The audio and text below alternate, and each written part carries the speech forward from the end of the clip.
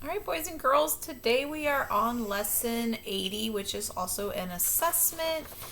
It looks like this. I'm covering it up because I wrote down the words here. But it's going to look like this. It says assessment 15 up at the top. If you are still at home, hopefully we're all back at school right now, but if you are at home, you will need an adult to help you during part of this, and I will let you know which section that is.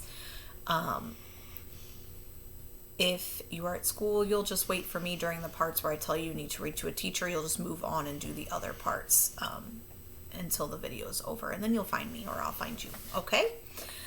All right, make sure that your name and your date is up at the top of the paper, and then on the first section, we are going to practice spelling. Please keep in mind that it shows you how many letters are in the word. So if you're getting to the end of the word and you've run out of letters, maybe you need a CK instead of a K, or something like that. So just keep that in mind, okay? All right, on number 1, our first word is quick. Quick. All right. And again, like I've always said, pause if you need more time to work on a word, okay? We're going to move on to number 2, thorny. Thorny. Thorny. All right. Number 3 is such. Such. Such. Such. All right. Number 4 is gargle. G-R-G-L. Gargle. All right. And number 5 is junkyard.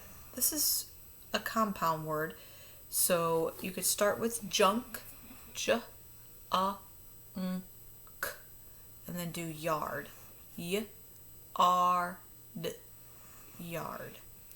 Junk yard. J-A-N-K-Y-A-R-D. Junkyard. Alrighty. On section 2, here you are just going to match the sound to the picture, the beginning sound or middle sound or whatever. We're going to match the sound to the picture. Go ahead and pause and do that. Right, on the next section, section 3, you're going to code that. Do the best that you can. I know coding can be really tricky, but get the codes in there that you know, okay? Go ahead and do that. Section 4 is where you need somebody at home. Those are words and sight words, and I want you to read them to someone at home. Person at home, go ahead and make a check mark if they get the word right, or an X if they don't, or you can write down the word they did say if they didn't get it right. And that's all for that section. On the back,